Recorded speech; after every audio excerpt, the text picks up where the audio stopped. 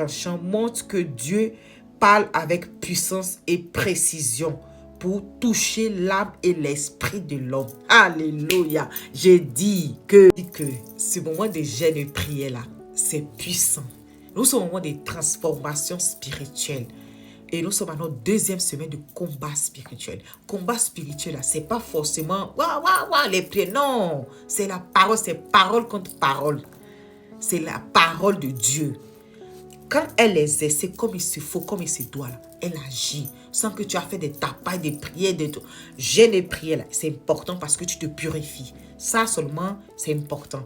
Maintenant, si tu es quelqu'un, tu es déjà aposto, comme on dit, tu sais que voilà, tu n'y a pas trop de pensées mauvaises dans ton cœur, tu peux faire seulement que tu dis la parole de Dieu, tu fais guider par l'Esprit de Dieu qui va te dire ici, fais ça, ici, fais ça, ici.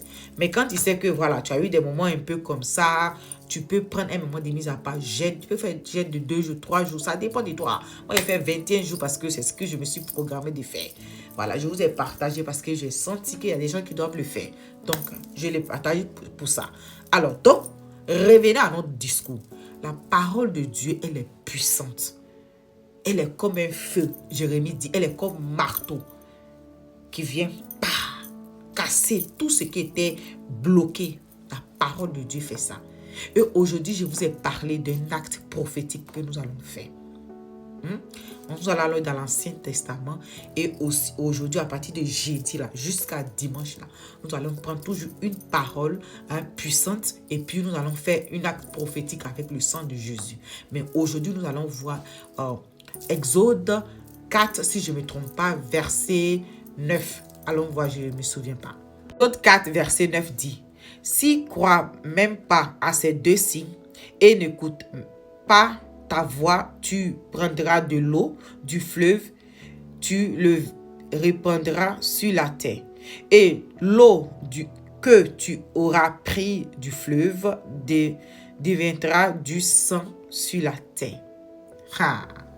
Ici, de quoi il s'agit? Il s'agit de Moïse qui était en guerre spirituelle avec Pharaon. C'était physique. Mais Moïse recevait des instructions spirituellement. Et ça, c'était un consigne de Dieu. C'était un acte prophétique de la part de Dieu. La Bible nous fait comprendre que le sang de Jésus crie plus fort que celui d'Abel. Le sang de Jésus crie plus fort que celui d'Abel. Et je vous ai dit qu'on allait faire un acte prophétique à partir de jeudi jusqu'à dimanche qui finit le combat spirituel. Donc, prophétiquement, vous aurez peut-être un accessoire